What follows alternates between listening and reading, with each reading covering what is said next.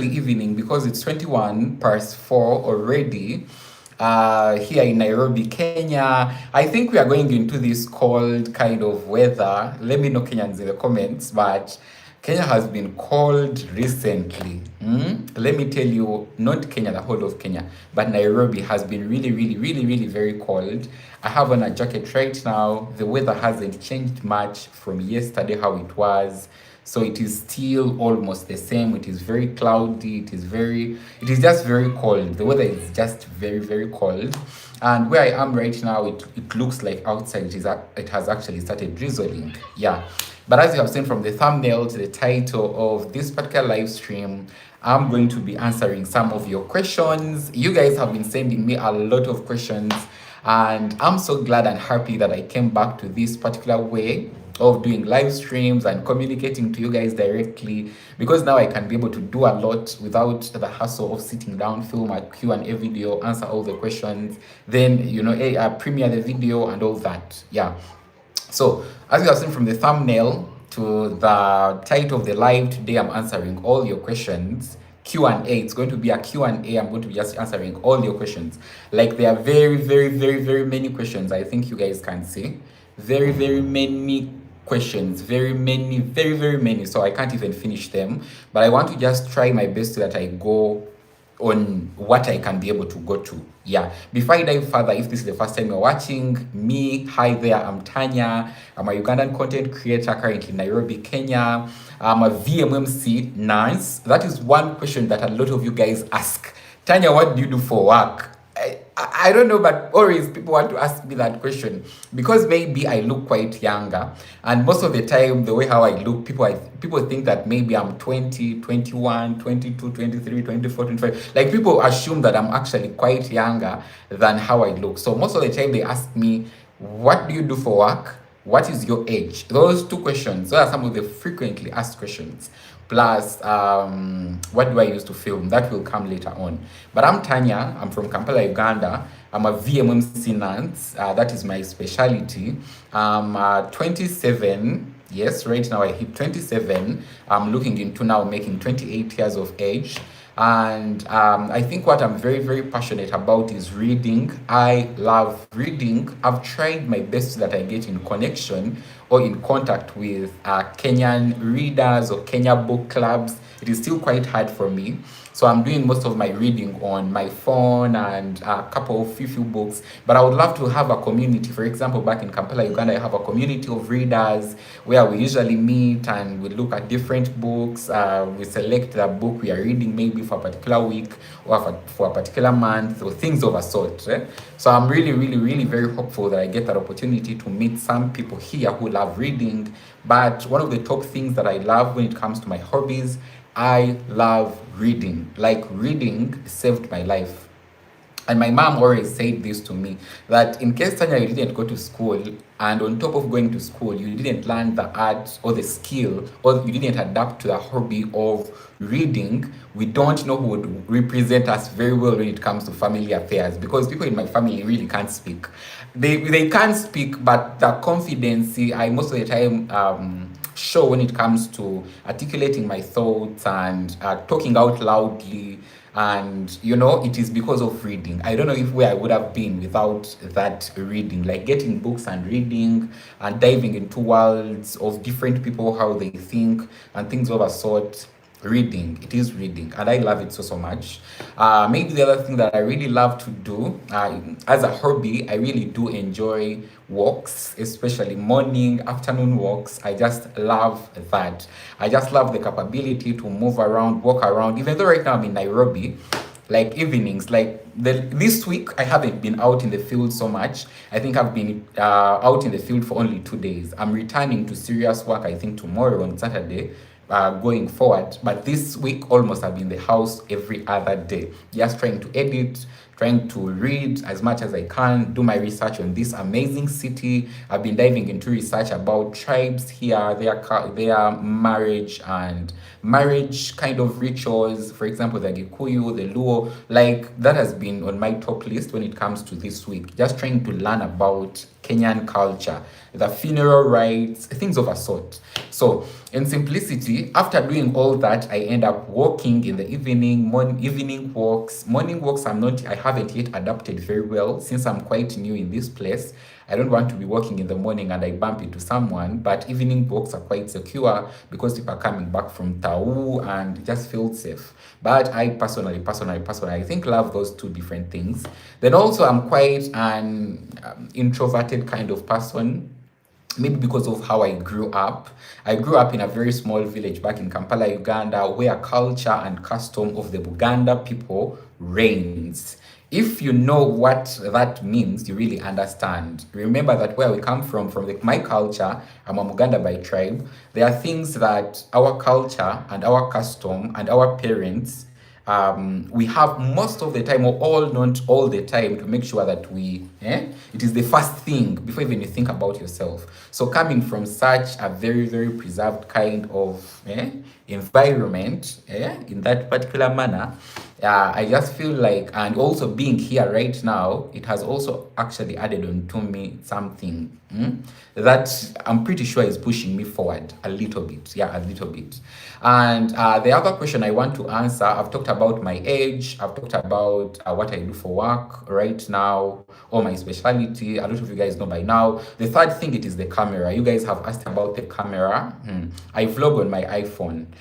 I don't have the money right now to buy a GoPro. Though earlier on today I was seeing Dimwango. I follow her very much. I follow her like, is one of the people I follow a lot, like see every other vlog in Kenya here. And she was talking about how hard it is to literally vlog in Nairobi without a GoPro, because Nairobians, especially the goons, have started now looking out for iPhones and Samsungs as something, regardless of the fact that they can't manipulate them around very well, but they can sell them maybe a Samsung, which is about 80,000 Kenyan shillings. They can sell it around 30,000 Kenyan shillings. For them, there is no loss. The loss is yours. They have gotten their share. So she was saying that every content creator should try their best so that at least you get a GoPro. When you are vlogging in the heart of Nairobi, that is in CBD, it is always better to just have your small GoPro. Because also, okay, they still GoPros, but the rate at which they are taking phones compared to GoPros, it is rampant. Like, it is very, very high. So she was advising that every content creator, I guess you can get a GoPro, please get a GoPro. You can vlog with your iPhone or Samsung elsewhere, but please have an iPhone, because please have a GoPro, because it's going to save you a lot. Right now, I'm fully vlogging on my iPhone 13 Pro. Later on, maybe as time goes on, when you guys continuously watch these videos, I might decide to, buy a GoPro when I'm financially there, because I still have a lot of plans also in place. But yeah, I vlog with my GoPro, with my iPhone 13 Pro. And this guy here, the Nikon D5-200, this one, a friend gave it to me. I didn't buy this because a lot of you guys were also asking, Tanya, how much did you buy this? But a friend got it for me back in 2022. She saw me like how you guys are seeing me. So she was in Sweden. She's a Ugandan but living in Sweden. And she's also a content creator. So she said, when I travel back to Uganda, I'll make sure I bring this camera. And I thought she was joking. So she arrives at the airport. She's in the country at the Entebbe International Airport. Tells me, you know what, Tanya, I just landed at the Entebbe International Airport. And I promised to bring your camera. So I go in there, pick the camera. So I usually use the camera especially for sit-down videos.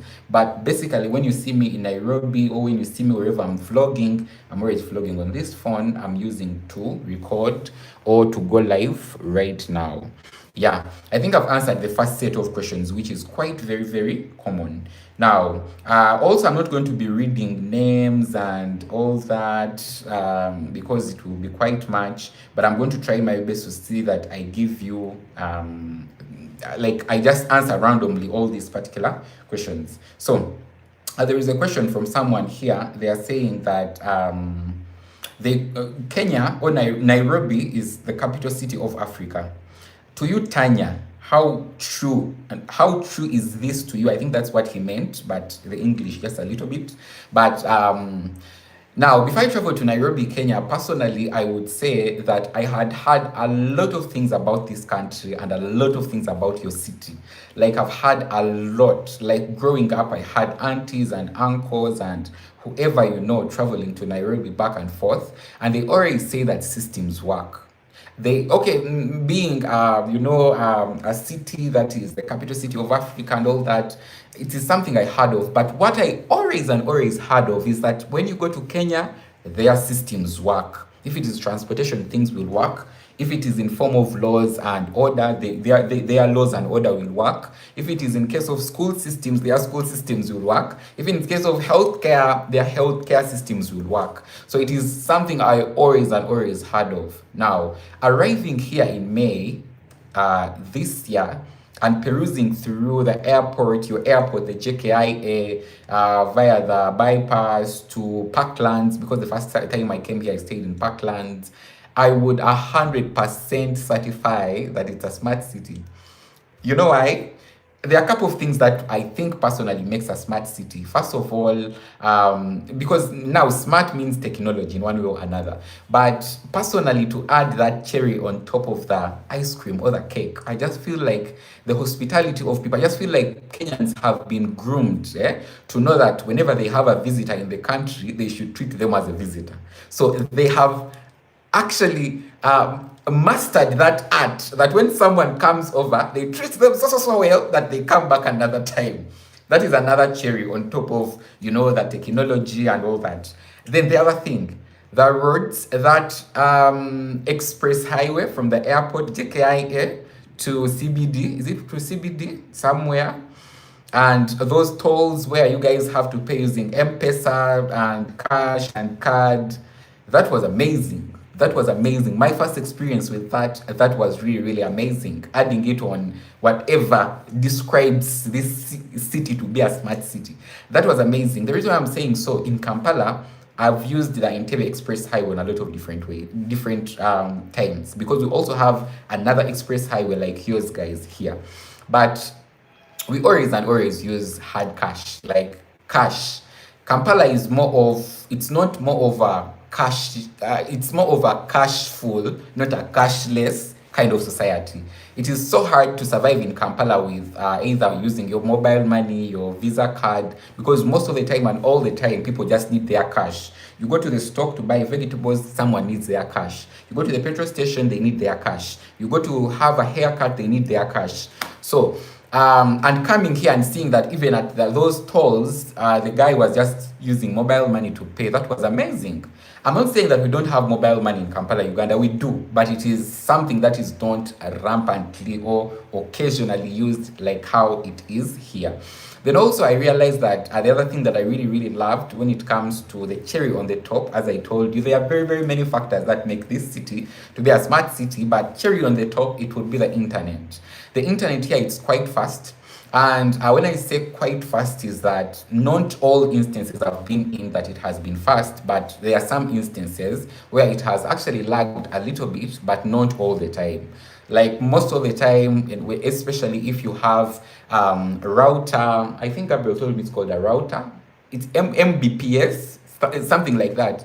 I think they have 215 Mbps, something like that. But in case you are paying for that, I kid you not, your internet will be on. And there are service providers of internet who have very actually good internet that you can use to do whatever you want. Now, coming here from Kampala, Uganda, even at my place, I think this is going to be a shocker to you guys. Even at my place where I rent, I don't have Wi-Fi. I buy data. The reason why I do so, it is because now Wi-Fi in Kampala tends to be quite expensive. Like Airtel can be charging you around 220,000 Ugandan shillings for that Wi-Fi. And that is actually very few. It doesn't actually last for a very long time, like unlimited. No, they just give you MBs to just use as Wi-Fi in simplicity. There are other options of the unlimited, but it ends up being so expensive, and you are like, why should I pay that high while I'm in Kampala, Uganda, and yet I can buy just data to do a couple of things around? So you see the reason. But coming here, I realized that your internet did work. It was quite fast. I would edit my videos, upload them within no time. They are literally live and people are already watching them. That was also very, very amazing. Then the other thing, I think this one I realized very well on the second visit, that makes this city to be a smart city, it would be the electric buses. You guys have electric buses. Now, in case I have money and I'm in town and I have a little bit to spare, most of the time I would love, and most of the time I've took the electronic buses. The reason why, there is that beautiful feeling of being in those buses.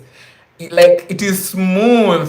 I don't know how even I can describe this to you guys, but those electric buses just near, I think there is one that is always around Ngong stage and one at Ambassador. Not one, but what I've seen. Okay, one at there is always some at Ambassador, some at Ngong stage. But those electric buses are amazing.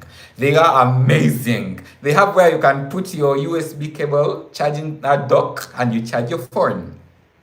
In Kampala, Uganda, I've never seen that. We have our taxis, but now coming here and experiencing that, it was just mesmerizing, to be very, very frank with you. I was flabbergasted, believe it or not. I was really, really shocked. And the reason why I was shocked is that I've never seen such in a bus. I've heard that there are buses in the UK, in Sweden, but I didn't know that even here in Kenya they have buses which use electricity, and you can just go in and put in your USB cable and charge your phone, and it is such a very, very smooth journey. I didn't know that. Though I also realized that Kampala, Uganda, they are now really trying to copy around the system here, having electronic buses. Haven't been to one, but after, I told you guys I love research and I usually do research, but after coming here, experiencing this when it comes to the electronic buses, then I was Googling, do we have these buses in Kampala, Uganda? Okay, I saw we have them, but they are not so popular. And I think they are still in very, very limited kind of, they are covering small distances within, actually outside, maybe within and outside Wakiso district. That is in Kampala, Uganda. But yeah, I just love the fact that you guys are, electronic buses. That really changed my perspective when it comes to a lot of things about this city. And also, I can't wait for the project of the. I haven't been to the SGR. I'm praying so hard that I can get the funds I need to go to Mombasa via the SGR, because I've seen that experience online. I've seen all those videos and they are screaming luxury. They are screaming whatever they have to scream. So I'm just very happy about that. And I really, really, really, really can't wait to experience that. But I think those are some of the few factors that that help me describe that this city is a smart city. I want to read out the next comment. It's more of a comment, not more of a question, but I'll try to intervene. Someone says, thank you, Tanya, for your videos. Here are some fun facts. Did you know that Kenya receives over 25,800 American tourists, and the number 2 country that visits Kenya the most is Uganda, with over 248,000 tourists annually. Why is this important? Our real estate market is dead at the moment. If we do not get more tourists coming into Kenya to buy these properties, then we will see more and more auctions of these properties. It's obvious that the local Kenyan market cannot buy these assets. They are priced way beyond the reach of most Kenyans. The secret economic strategy that the government has not officially announced is to invite buyers for these properties from all across Africa. Now, guys, there is one question. Allow me also ask you. By the way, when you come into the live stream, please like the live stream. I think the like button is somewhere there. Please, when you come into the live stream, you can help me just give it a like. That is the best you can do for me. That is the least you can do for me. But when I started touring neighborhoods, that is to say when I went to Lavington, when I went to Kilimani, when I went to Kileleshwa, there are some of the first few days when I came back to Nairobi, I realized that there was a lot of money in Kenya. And Gabriel would witness this. I always asked him, what jobs do Kenyans do? Like, what jobs do Kenyans do that we don't have back in Kampala, Uganda? Like, what can we do so that we can amount to this money? These properties were crazy, like crazy expensive. I got an opportunity to visit 88. I think I still have a few clips that you guys haven't seen, but about 2-3 weeks ago, I was at 88 and I saw the marketing director. We went up there, we saw the units. Oh, those units are amazing, they are stunning. But those units are billions of Kenyan shillings. Billions of Kenyan shillings. Yeah? Billions. Like, an apartment that has like like a 2-bedroom apartment, that guy said that that thing is running for over, I believe, 800,000 USD. But you know, 800,000 USD in Kenyan shillings, how much that money is? Hey, for me, I was going just shock to shock to shock to shock to shock to shock. Now, this just brings me to what my brother was actually trying to say in this particular kind of comment, and it sparked in me something, and I was just doing my research to just find out how are Kenyans making this crazy money. How are they affording these lavish apartments in Kilimani, in Lavington, in Taiga, and all that? Now, I don't want to go deep in whatever I've researched and whatever I have seen, but if you know, you know. But also, Oprah says that whenever what you criticize, you lose. What you criticize, you lose. So I don't want to criticize anything, but I just want to say that Nairobi, generally, it is the future of real estate. Wherever the money is coming from, this is the future of real estate. I think I've fallen more in love with real estate while I'm in Nairobi than I'm in Kampala. Mind you, also in Kampala, we have neighborhoods that are lavish neighborhoods and quite expensive neighborhoods. But I've never felt more attached and interested in real estate like how I have been here in Nairobi, Kenya. Like, the developments in here are amazing, like amazingly and amazing. You can't describe them. They usually go for thousands and thousands of US dollars. And also what my brother is saying, it's absolutely true. Personally, where I am, I can't be able to afford buying that apartment, even for maybe 300,000 USD. I can't because of my financial situation. But while we actually went through all these particular estates and neighborhoods, meeting different people, I did realize that most of the investors who come in, they are from Dubai, they are from South Africa, they are from Norway, they are from those other countries, and they come in to actually buy these units, either to use them for renting them out, maybe as Airbnbs, maybe store value there so that later on they can resell these properties and make a little bit of profit. And the other thing that also surprised me is that most of these properties, now this is through research, they are not bought in the names of these guys. Yeah, they are not bought in the names like how my name is Tanya, Chirumira Tanya. No, when these guys go to buy these properties, they don't buy this property in their names. They can buy it in terms of their maybe organization, their kids, their whatever the case may be.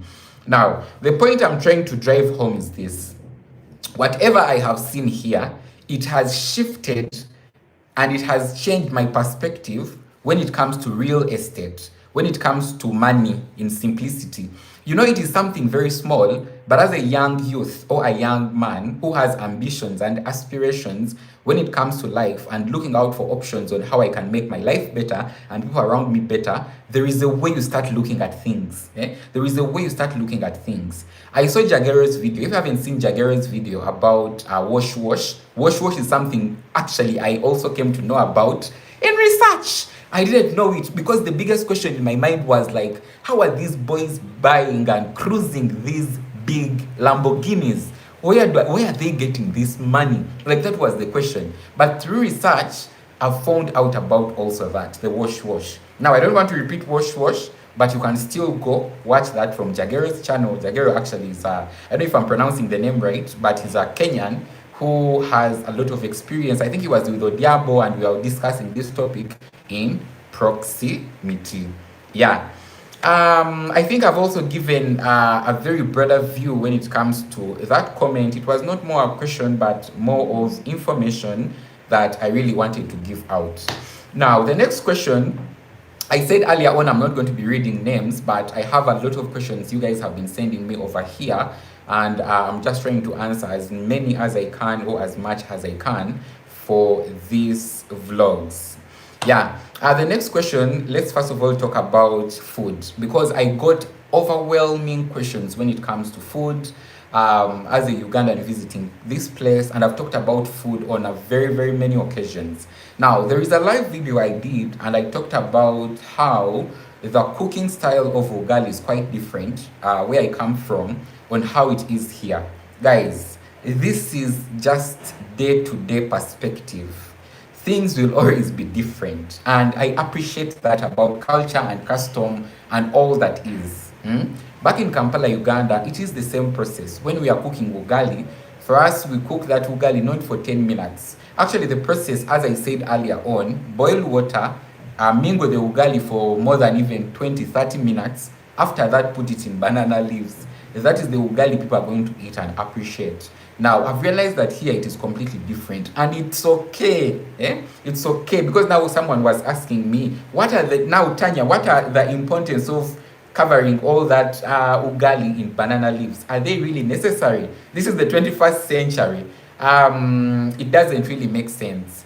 Now, I wouldn't say that there is such a very big importance of covering the ugali back in Kampala, Uganda in those leaves. But as I told you, things are just different. They're just different. That is the culture we found there. Our parents and grandparents, whenever they finished making ugali, they would wrap it in banana leaves or matoke leaves, put it back on fire, maybe steam it for the next 2-3 hours. That's what we found, and it's absolutely okay. And personally, I don't have that answer, to be specific. Yeah. Someone is asking, Tanya, yesterday, the video I made the other day. Yesterday, you made a video about housemaids. Actually, it was not a video about housemaids from Uganda, but it was a topic, and I abruptly talked about a lot of Ugandans doing housemaidry here in Nairobi, Kenya.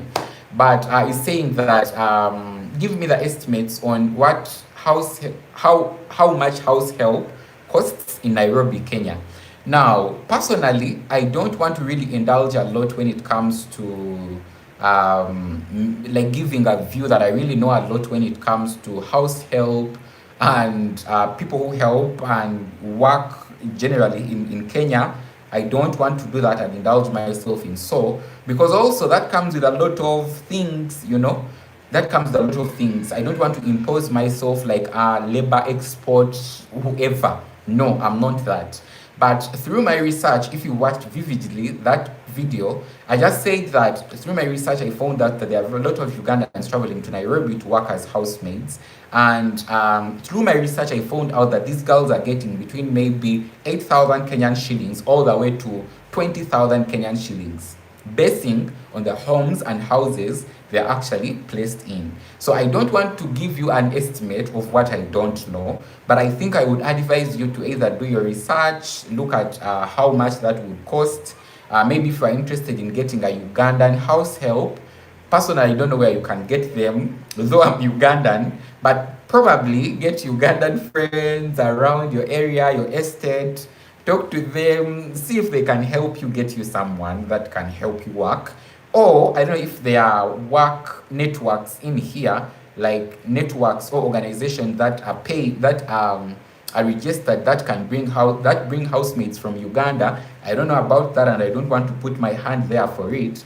But try to look out for ways. I don't want to give you the exact amount because I don't know. I'm also just a research kind of person, researchaholic that fell on this information and know that now Ugandans working in this country, they get about 8,000 anywhere to 20,000 Kenyan shillings, basing on the home where they are placed. Yeah.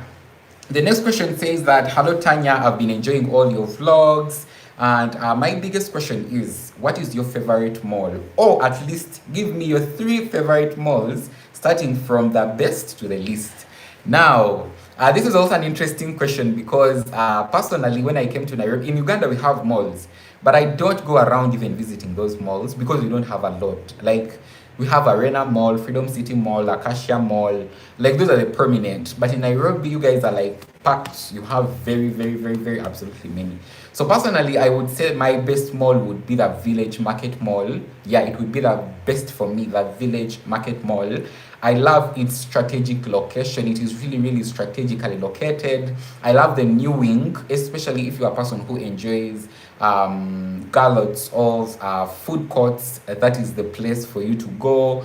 The chill weather, the security. I really, really love the architecture when it comes to the new wing of the Village Market Mall. The boho hominian kind of appearance, the plants in there, the indoor kind of organization. It feels like they have a person designated specifically to make sure that this place is taken care of, and all these plants are really, really trimmed, and they look their best. So the Village Market Mall would get my number one. I really, really, really, really love that mall from the bottom of my heart.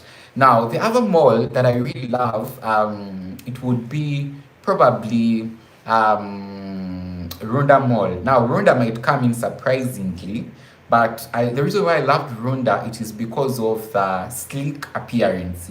I've been to Sarit Center, I've been to the Westgate Mall, I've been to Galleria Mall, I've been to the Hub Mall in Karen, I've been to a couple of them, even some of them I can't remember right now.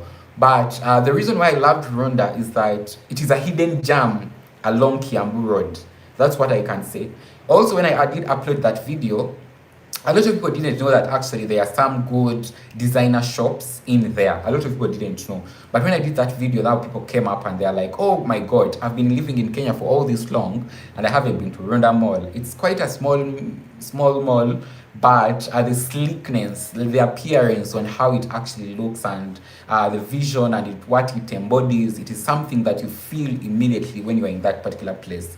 The security was very good, but I think I love most the sleekness.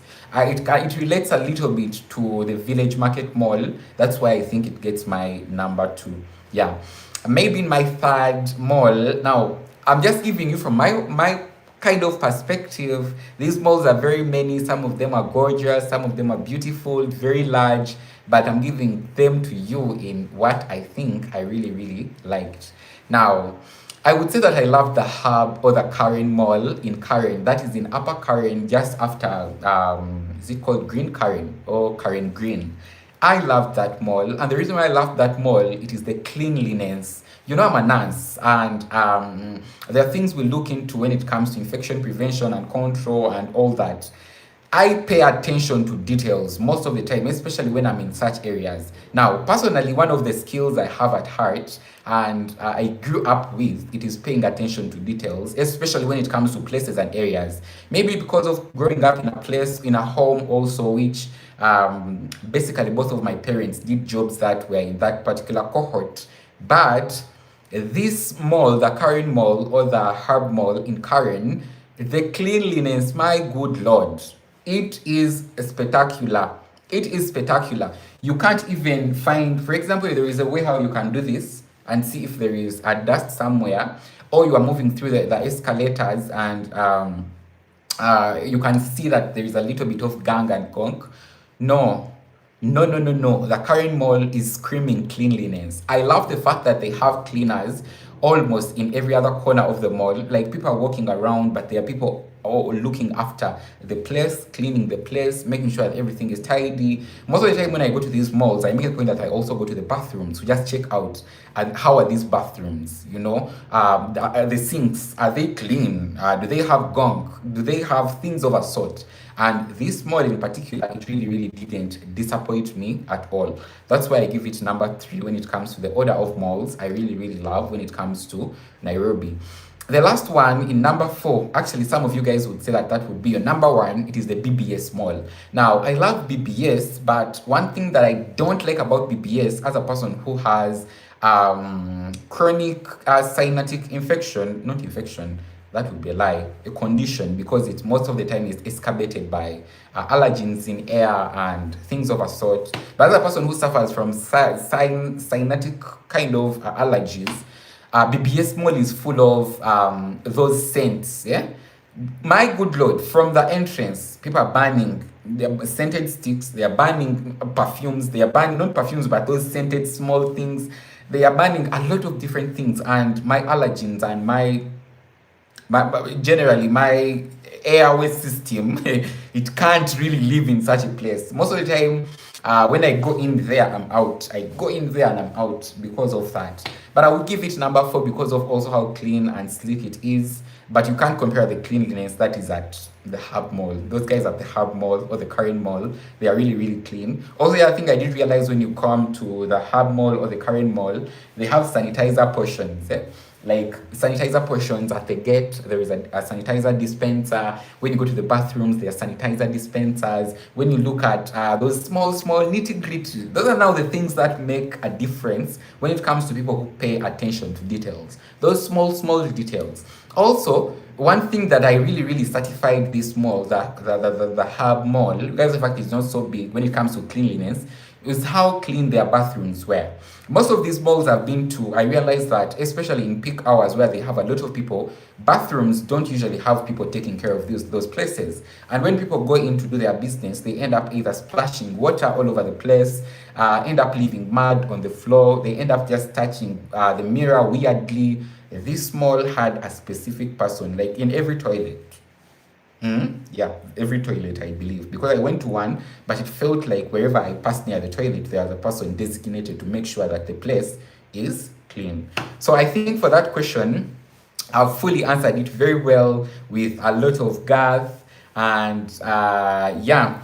The next question is, does Gabriel has a YouTube channel? That has also been so recurrent. I want to answer it so that you guys know. Gabriel has been the most benevolent kind of person I met in Nairobi, Kenya this time around, and all the time. Not even this time around, but the whole of the time. Have you ever heard that person that you dream of, but you're not sure if you can get them, especially when it comes when you travel, you just hope that someone just be there for you to help you? That would be Gabriel for me. He has a YouTube channel. I helped him also to make sure that we set the YouTube channel up, and we have learned editing slowly with him. He has started publishing his own videos. I'll leave, if you, I'll not leave, but I'll just say it here. His channel is Turning Point Africa. The journey is still long because, you know, when you are new to content creation, there are a lot of aspects that goes into the frame, but he's still new, but supporting him, you would be supporting me in one way or another. And his channel is called Turning Point Africa. He's knowledgeable about Nairobi. Like, he's very knowledgeable about Nairobi. And I'm pretty sure when you guys go support him, you know, you'll be able to come along with him. There are very many projects, very many projects that are going to be running on his channel. For me, I'm traveling back to Kampala, Uganda, but I'm pretty sure he's going to carry on the legacy of neighborhoods here in Nairobi, Kenya. He's going to be carrying on the legacy of all the projects that are going to be happening here in Nairobi, Kenya. So subscribing to him now and seeing him grow over time, you never know by next year, September, when I'll be back here, what would have happened to his channel. But right now, building his channel one subscriber at a bit, it will really help. So his channel is called Turning Point Africa. When you come in, please go subscribe to him. You would be doing me an amazing favor and would be supporting me in one way or another. Yeah.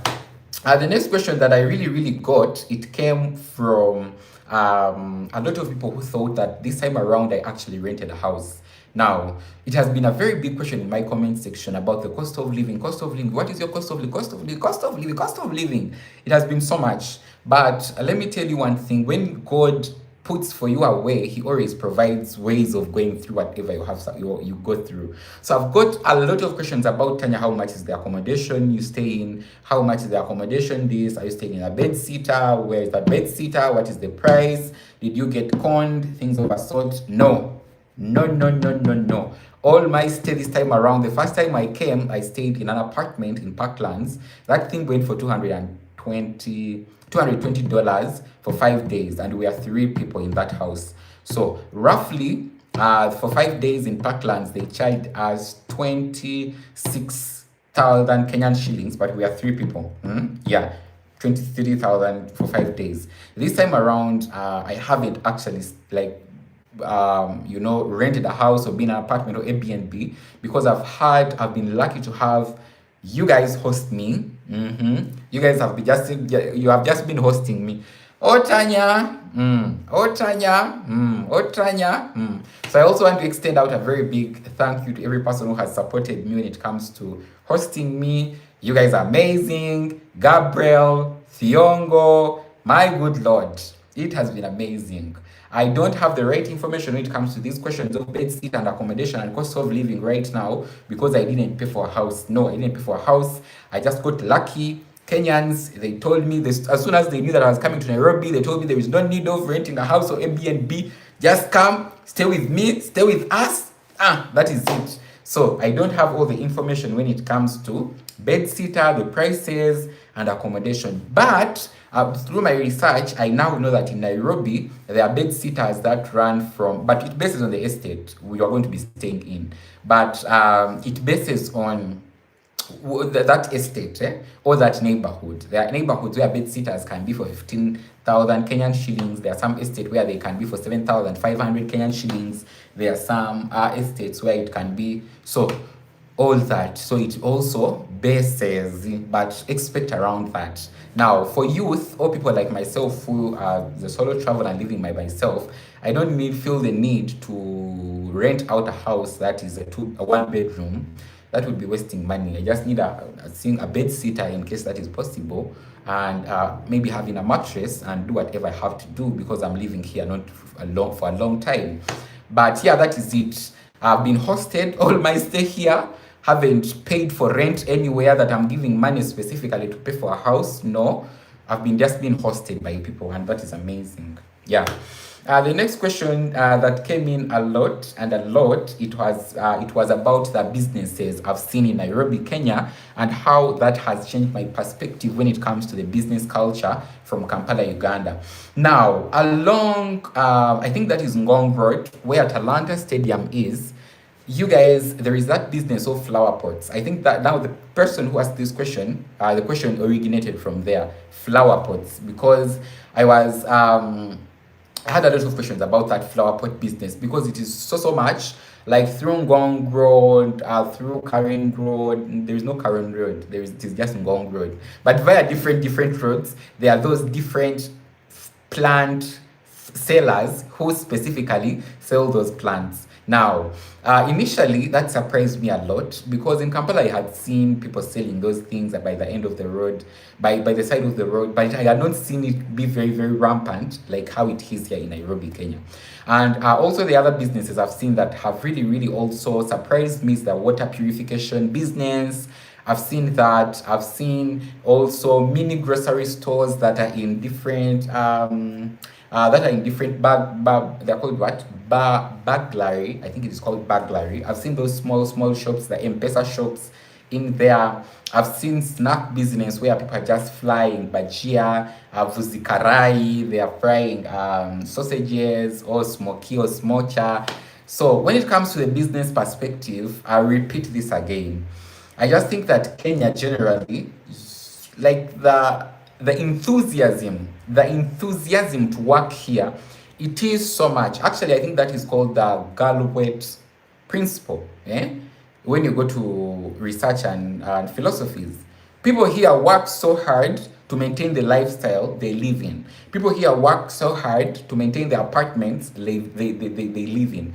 People here work so hard to maintain the neighborhoods they live in. So it is also something that I did learn in conjunction with those businesses. And those are just local, minor, small scale entrepreneur businesses. But generally, I would say here the hustle culture is so much compared to where I come from. And I've gotten a couple of ideas that when I go back in Kampala, Uganda, I'll definitely try and keep on emphasizing my fellow Ugandans to try out this, try out that, especially on the small scale route. Because also, if you don't know, in Kampala, Uganda, regardless of the fact that we have the white collar jobs, but also the blue collar jobs, that is the majority, where majority of people are. And just seeing all these ideas on what people are doing here, there, it will help me actually set up standards and teach my people when I go back home. One other thing that I haven't actually known so well when it comes to the business culture here, I think it would be the license proceedings. I don't know your license proceedings, but I've heard that you have to go to the city hall. It is quite different for foreigners and Kenyans, so that it is something I'll have to try to cover or try to research about. Maybe next time when I come back and I really want to make videos concerning businesses I've seen in Nairobi, Kenya. Yeah. The next question that I really want to talk about, I got a lot of questions about the KICC, and some of those questions were about the prices of entering KICC, especially as a Ugandan, not a Kenyan. So I'm going to wrap up all those questions and answer them in one single answer.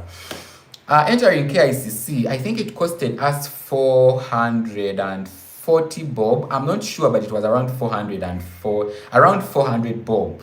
That's what I remember, because I used my credit card to pay, and we are 2 people. Yeah, we are 2 people. But I think it is about 220 or 240. I'm not sure. In case you know the price, please leave it here. That answer is not final, but in case you know the price, please leave it on the screen. But I think it was about 400 bob.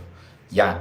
And it is not different for Kenyans and Ugandans, as long as you are from the East African community, and you can be able to, I think, show that you are from the East African community, maybe through your passport or national ID. The prices are going to be, sorry for that, guys, the prices are going to be the same. Also, the same thing applies to the the Giraffe Center, because when I came in May at the Giraffe Center, it was the same thing. Kenyans and Ugandans and Tanzanians, our prices are the same. It's only for people traveling here from either the States or other countries. Yeah, I think I've answered that. The next question that I really want to dive in, I got a lot of questions about malls, a lot of them. Someone is saying, hello Tanya, what do you mean etipuncture? That is new. Plus, that is a new compliment to Kenyans. Now, also, let me first open up this window. I feel like I'm suffocating, but it is raining. I don't know if you guys can hear. It is raining in Nairobi. So this question comes from someone. I think I had made a compliment and said that all the times that I've done arrangements or meeting Kenyan friends, and especially Kenyan friends for the period of time I've been here, all these people arrive on time. Now, I was comparing that to back in Kampala, Uganda. In Kampala, Uganda, regardless of the fact that you guys don't manage time, as this person is saying, but it is times 2 when it comes to Kampala, Uganda. People on the other side really don't know a lot when it comes to managing time at all. They don't know. Here, no, you might be trying, but in Kampala, you tell someone we are meeting at 10, they'll show up at 1. So it was just a comparison between the two, that regardless of the fact that here might be bad, but in Uganda it is worse. Yeah, I think I've answered that. There is also another question here about the malls. Someone was saying that BBS Mall is the biggest, followed by Two Rivers, the Garden City Mall, the Sarit Center, followed by the Hub Karen, the Village Market Mall, Westgate, and TRM. So I haven't been to TRM, I haven't been to the Garden City Mall, and I haven't been to, I think those are the 2 ones I haven't been to, but I'm planning to do those next week. Next week I'm trying to see that starting from tomorrow, I'm trying to see that I cover most of the bits I haven't covered. I just hope that rain doesn't disorganize me, because it has started raining. Gabriel had told me that rain, it might come later, maybe next year, start of next year. But right now it looks like it's going to be consistently raining, because also yesterday it rained. But I hope that it doesn't disorganize my kind of program. But starting from tomorrow, I want to continue, go out there in the field, explore TRM, explore the Garden City Mall, that is along Thika Road, Yaya Center, that is what is it in Kilimani. I'll try my best so that I go around before I can certify this. Someone also said Imara Mall. Imara Mall, I think I'll be covering it also very soon, because it's not very far from where I am here. Yeah. The next question would be, did you see the electronic buses, Tanya? How much did you love them? And I also had a question about a visa. as an East African, do you need a visa to school in Kenya? Yeah. Okay. So I want to answer this also. By the way, when you come into the live stream, I see 3 people in the live stream. Please like the live stream. The like button is somewhere there. It really does help. Yeah. Yeah, it is small, but it really, really does help. When you come into the live stream, you can like it. It can help push it a little bit further. Yeah. So the first question I want to answer is about the electronic buses. I think I talked about this at the early or at the start of the video. I really, Isaac, the person is Isaac, liked the electronic buses. And I was telling these guys earlier on who are in the live stream, initially when it started, that in case I have extra money, because I realized that most of the time the electronic buses can be going for 20 more bob, compared to the ordinary Kenya bus service bus. What I would rather do, add on the 20 bob and experience that amazing feeling. That bus is smooth, as I said earlier on. So I think I would rate them a solid 10. Yeah, it's still a 10. Haven't got an issue with them. It is still a 10. What would maybe reduce it to maybe a 9.5 is sometimes, especially during peak hours, people tend to stand up, and they can very many of them packed in that corridor. And sometimes I'm just very curious about suffocation. I don't want to be in a place where there is a lot of oxygen consumption and we have more of carbon dioxide elimination that leads to suffocation, and hence in the long term affecting our lungs. So maybe that, but overall it is still earning my 10 electronic buses. I love them. Just now I love them. Then the same person asked about the as an East African, do you need a visa to study in Nairobi, Kenya? Now, the first time I came in May, I traveled back to Kampala, Uganda, then scheduled an appointment with the Kenyan consulate in Kampala, Uganda. I wrote an email to them. After writing an email to them, they returned back to me. That is the Kenyan embassy in Uganda. Calling it consulate, it's the same as embassy. I wrote to them an email, then I got the feedback. I think after 24 hours, they scheduled an appointment for me to go to the Kenyan embassy in Kampala. That is in Kampala City Center. I think it's in the city center, Kampala City Center, yeah. I got an opportunity, organized myself, organized my documents. They sent, also in the same email, they sent in documents I needed to access the Kenyan embassy there. And my appointment was 11 a.m. in the morning. So I prepared everything I needed, my transcript, like photocopies obviously, transcripts and my passport, national ID, things that they had sent me that I needed to access the embassy, the Kenyan embassy in Uganda. So I go in there, and the main purpose of the scheduling an interview was to inquire how can I enter into Kenya legally, stay there, maybe do my course in nursing. I'm not going to repeat that because that is a whole other conversation. But the guy, the person, by the way, before even I go there, let me first hand over to you flowers. I don't have flowers, but I'll just clap for you guys. I am clapping for the Kenyan embassy in Uganda. Those guys are very professional. All of us who reached there before 10 a.m. in the morning, we were given tea and we were given mandazi. All of us who reached there in that period of time, we were given tea, we were given mandazi. Mind you, we are very many. Some of us were Ugandans, some of them were Kenyans, Somalis, Americans who had issues with their previous visas. That there is African visas, but I think Kenya secluded something of a sort. Like all of us who reached there before 10 a.m. in the morning at the embassy, the Kenyan consulate in Uganda, we are given tea, we are given mandazi. And also we are told that I think tea is a Kenyan symbol of hospitality, but they treated us very absolutely well. So time comes, I prepare myself very well, take the border because when I'm in Kampala, most of the time I take borders from my apartment to the city center to the Kenyan consulate. And you reach there, they give us tea, free tea, mandazi. Those mandazi were very amazing. And my time comes to go to the consultation room with one of the Kenyan consular, they call the consular, or the inquiry people, because you have to enter into a particular room. There is where you leave your phones, they check you, you don't have to enter there with cameras and all that. As consulates, you know them.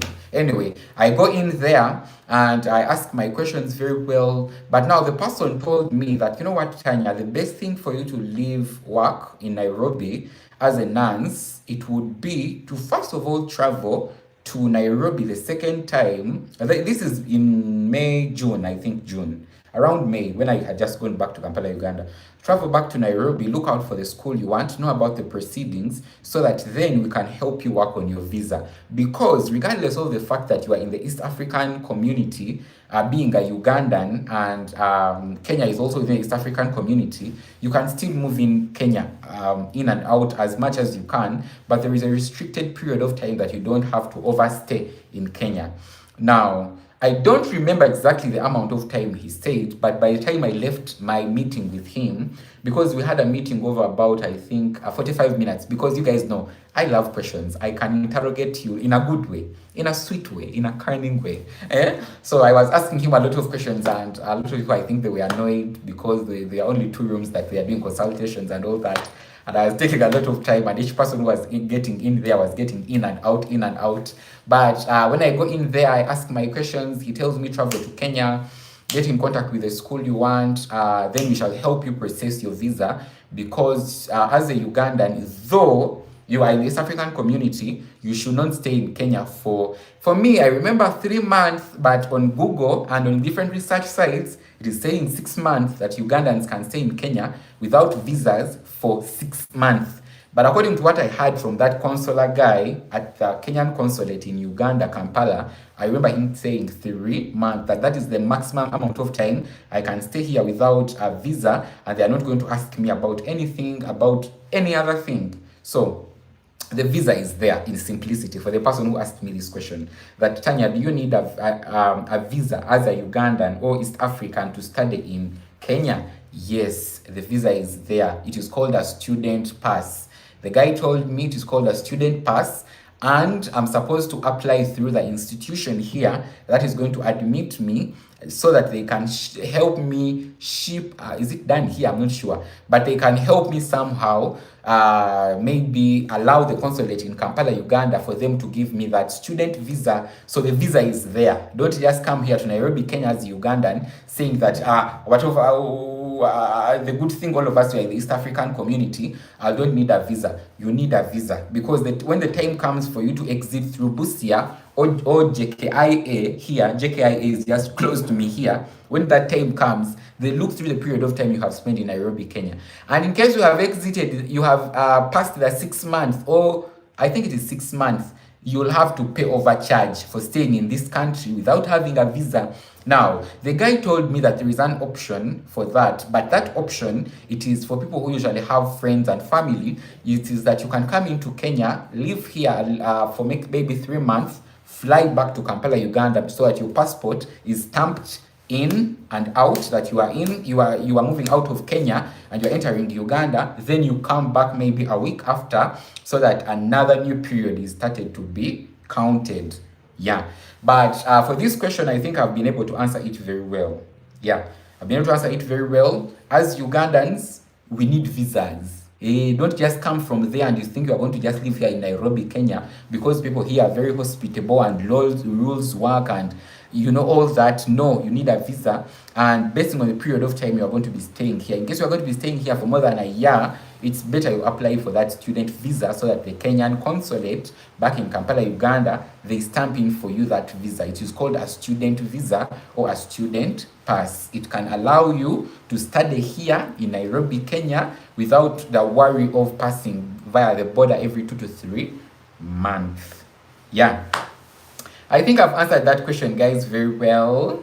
Yeah, I think I've answered that question very well.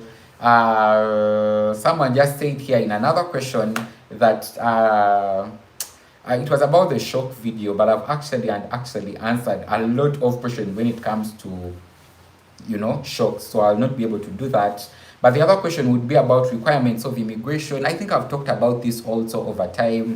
As a Ugandan, you don't need a lot. As a Kenyan, you don't need a lot to travel to Uganda, as long as you are within the East African community. Also, one thing I want to equip you guys with, especially people watching my channel, I want us to be on board. Make it a point that you do your research about especially East Africa. Know your privileges as an East African.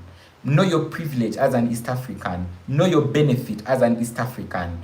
No, when God created you, didn't say that you are supposed to live and die in Kenya. No, no, no, no. You can go to Uganda and God organized for you that you will succeed in Uganda. You live a more healthier, safer life in Uganda. So don't limit yourself. Try to do your research about Uganda, Tanzania, Burundi, whatever. You can move back and forth. So the immigration is quite simple as long as you have your yellow fever card, you have your national ID, and your what else, your passport. In case you have a passport, the better, because with a passport, what I realized that immigration, you just come in and out, they stamp that thing and you're out. In case you have a national ID, the process usually takes a little bit much longer, but in case you just have a passport, it is so smooth. You just go at the maybe JKIA exit point or Busia, whatever you are exiting Nairobi from or Kenya from, they stamp in and out and you are out. As simple as that. But yeah, the requirements are not that much. Maybe the questions they might ask you. The first time I flew into Nairobi, no question was asked from me while I was entering here at JKIA in May. No question was asked from me. The second time while I was coming in, I used the Busia border. The guy just asked me, Tanya, what are you going to be doing in Nairobi, Kenya? And I just told him I'm going to be visiting friends. I'm also a content creator. I'm going to be making videos about Nairobi. I gave like 3 reasons. I think the last one was looking for a nursing school. The last one was looking for a nursing school. So I gave like 3 reasons, and he stamped my passport. The guy on the Kenyan immigration side, and I was out of that place, just like that. So there isn't a lot of restrictions. They're not going to ask you like reservation, where did you reserve, where you're going to stay with this or this. No, they're not going to ask you that, as long as you have the right documents. This is one thing I'm telling you, know your rights as an East African. Teach yourself to read. We love YouTube, and I love YouTube also, but don't spend all your time watching these videos. No, don't spend all your time on TikTok. Get time aside to do research about your country, about the privileges you have as an East African. Know your rights and know things you can accomplish in these respective East African countries, because there are Kenyans in Uganda, there are Ugandans in Kenya, there are Ugandans in Tanzania, there are Kenyans in Tanzania. What are they doing there? Have you asked that question? Have you asked yourself that question? It is because of the burdenness and the catalog when it comes to the privileges we enjoy as East Africans coming from the same region.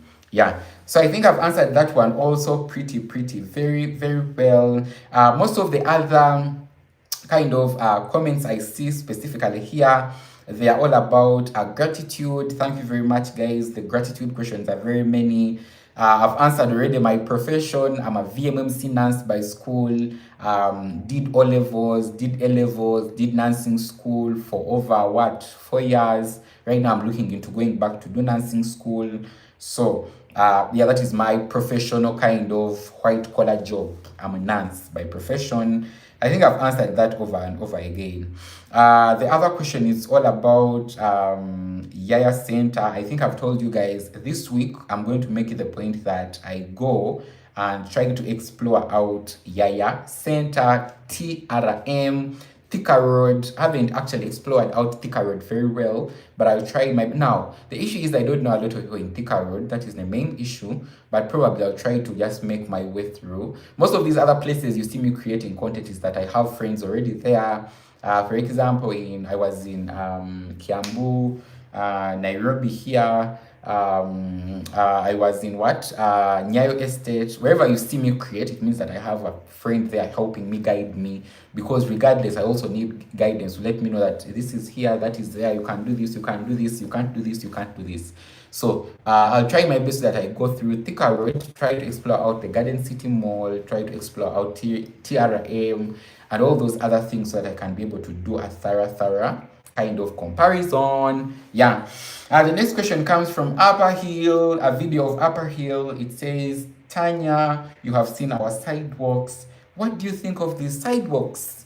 Now, these sidewalks are amazing, man. They are really, really gorgeous. They are very, very good. Especially, now the video came from Upper Hill, but especially the sidewalks in CBD. If you haven't seen them, you are still living under the rock.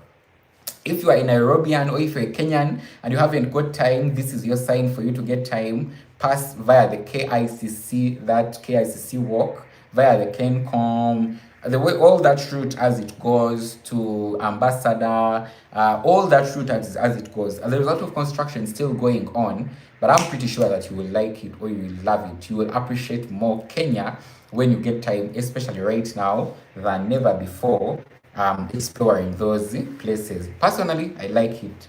I really did. I really, really, really, really, really did. Another question comes in. It looks like you are 18 or 19. My good Lord. I think I need to start growing a beard so that you guys can know. A lot of when you see these questions, these people send me, they look at me maybe as a younger boy, and I cut my hair off completely. I'm not a younger boy. I'm not. I'm not. All now I'm going to 28 years. In 2 years I'll be 30. So I'm not a young boy. Someone was saying, Tanya, you look 18 or 19. How did you manage to travel by yourself all the way from Kampala to Nairobi? And I was explaining to this person that I'm not that young. The way how I look, I'm not that young. Wow, guys, let me know. Is it still raining in your area? If you are in Nairobi, because this side it is starting now to increase. Yeah. The next question, how long have you been staying in Nairobi compared to Uganda? Because to make most of these comparisons, you really need a slight time in both countries to be able to make some good comparisons. Also, Kenya and Uganda, I wouldn't want us to be in competition because we are more alike than different. So that is also a question from a brother called Brian. So in Kenya, it is now 2 months. In Uganda, I've lived there for the whole of my life. But brother, there are things that you can see and they really speak for themselves, believe it or not. Kenya speaks for itself, especially Nairobi as a city. If you have been to Kampala, you'll testify. Like, there are things that speak for themselves. You are in Nairobi, you see the transportation system. You are in Nairobi, you see the high-raised buildings. You are in Nairobi, you see how the city government is trying its best to see that there is organization and there are systems, and you are there to see. It doesn't need me to be there 10 years to be able to differentiate the difference between that and what is back at home in Kampala, Uganda. So for that, I don't want to sound very unapologetic, but that is the absolute truth. Like, I don't need a lot of time to be able to do that, but it is quite very, very obvious that when you are here, you see a difference, and that's why I usually compare. And also comparison is to help us as Ugandans improve, because also these videos, Ugandans watch them, not all of them, but most of them, some of them, not most of them, but some of them watch these. We check ourselves, and you never know these videos. Ministers are watching these videos, maybe even presidents are watching sometime, you never know, they'll watch them. So, especially videos we premiere on YouTube, so you never know who's going to be watching this video and how far that influence will go to improve lives of people, especially the respective country. Now, we are saying that I would have compared Nairobi to Singapore or South Africa, which absolutely I understand, but I've not been to Singapore, I haven't been to South Africa. So what I know, it is Nairobi, and what I know is Kampala. That's why I'm doing that comparison. So I think I've not sounded off a little bit, but I think I've not sounded off a little bit, but I've given you my broader perspective when it comes to that. The next question, I'm trying to see that I filter out most of these questions because some of them are actually repetitive, but someone is asking, comparing Kenyan food. As I told you, Kenyan food is a very hot topic. Compare Kenyan food with Ugandan food. Who spices their food best? Now, this is also a very big one, but I don't want to spend a lot of time on it. But regardless, I'll just say that Both places have their own special ways of spicing up their food. But as a Ugandan, I feel like uh, we spice a little bit more our food, you know. Some people are saying that they stayed in Uganda for a very long time, they didn't see any food spicing. But I would say that with the household I grew up in, there's a lot of food spicing, like black pepper, coriander, maybe cumin, maybe Reiko Muchuzi mix, maybe, you know, those things, eh? There are a couple of spices that I'm pretty sure you can never miss when it comes to a Ugandan meal. You can never miss compared to some of the meals I've tasted here. I've tasted your smack fish stew. I like it, but most of the time the salt, the chumvi, and the black pepper is on the side, so you have to do the math for yourself. Most of it doesn't have black pepper. Most of it you can't feel the tinge of maybe cumin. You can't feel maybe paprika. You know that there are some of the. It is so common, not so common, but the household I grew up in and places I usually eat, especially in Kampala, Uganda, there's a lot of food spicing compared to some of the restaurants I've been to here, and some foods I've actually tasted on here. So personally, for that, I think I would take it back to me. Yeah, I think with that said, guys, I'll just stop here because I think we have been live for almost now 1 hour. I want to thank you very much for coming along, answering a couple of questions about Nairobi, Kenya. There are still quite a number of them, but I think I'll just do a part 2. Today I just focused on these other questions, but I know there are deeper questions. You guys have asked deeper questions when it comes to the cost of living, especially when it comes to the amount of money I've spent. You guys have asked about you know, my relationships, how am I establishing relationships, like those other deeper questions. I'll not dive into them today, but hopefully I'll be doing another part 2 of this live, and I'll try to just bring you guys along. Yeah, but for now, I think I've been live for over an hour. I want to thank every person who has been in the live. Thank you for coming along. I know there are some diehards behind this camera. I don't know them, but I'm just so appreciative and thankful of you guys. Tomorrow, I'm resuming work officially. This week, as I told you, I took it off. I came back from Kiambu, and I've been just at home almost the whole day. I moved out a little bit on Saturday to meet a friend. We tasted some Kenyan foods and all that. Then on Wednesday I came back. I was indoor almost a whole week. Now Wednesday I moved out a little bit. Tasted again Kenyan street foods and all that. But tomorrow I'm resuming work officially. I'll be back on the street creating content, coming up with ideas and all that. But I want to really extend my thankfulness to you guys. Thank you for coming along, and yeah, continue supporting every other content creator, not only myself, also others, because the market is really so big out here and we can't finish it by ourselves. But just continue pushing, supporting them, continue believing in yourself. I don't want to, most of the time I don't want to sound off as a motivational speaker, but I think one thing that has helped me a lot as a young man trying to thrive and survive in a new country, especially like Kenya here, it has been believing in myself. My good Lord, there are things I've done and I didn't know that I can do by myself or on my own. So I want to urge you, please believe in yourself as much as you can. Make sure that you give platform to other people. Whoever you see that they really need platform, give them platform. And this is one other thing that I always emphasize. When you see me touching this side, just know that I'm closing and opening the window so that I have good air circulation in the house. But regardless, keep shining, keep believing in yourself. Consistency is key. The way how I said consistency is key. Whatever you're doing, try to be as consistent as you can, and at the end of it all, you'll definitely achieve. I have a couple of videos that are coming up today evening. I'll be releasing like 2 videos if I'm not mistaken. I have a video about Ugandans marrying Kenyans for citizenship that will be coming up very soon today evening. And I also have another video about Muthaiga North. Muthaiga North, I did a first trailer. That was a what? A fly. I wonder where it passed to enter here. But regardless, I was saying that I did a trailer of Muthaiga North that is up. You guys have watched it. In case you haven't, go watch it. Also today evening, the Muthaiga North upgrade will be coming up. I'll be uploading that also later on today. Next week, I'm also trying to go to Runda. I was at Mushroom, which is also another suburb, very quite expensive suburb in along Kiambu Road. That video will be coming out probably tomorrow. The one of Mushroom. I didn't record a lot, but I just hope that you experience it and how I experienced it as a Ugandan traveling through that suburb by myself. And yeah, let me meet you in tomorrow. Tomorrow, I'm not sure if I'll be going live, but wherever I'll be going live, let me meet you that time. I want to thank you very much for watching.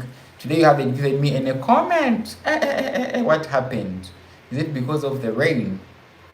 I haven't seen any comment in the chat. By the way, I'm realizing that right now. Let me check and see. Oh yes, today I haven't got any comment. But that is absolutely fine. You guys already watching. That is okay. So let me meet you in my next one. Yeah, I'm going to be just uploading 2 videos right now in the evening. As I told you, I hope you watch them. I'm also that content creator who doesn't read from the same book. I can upload my 2 videos at the same time.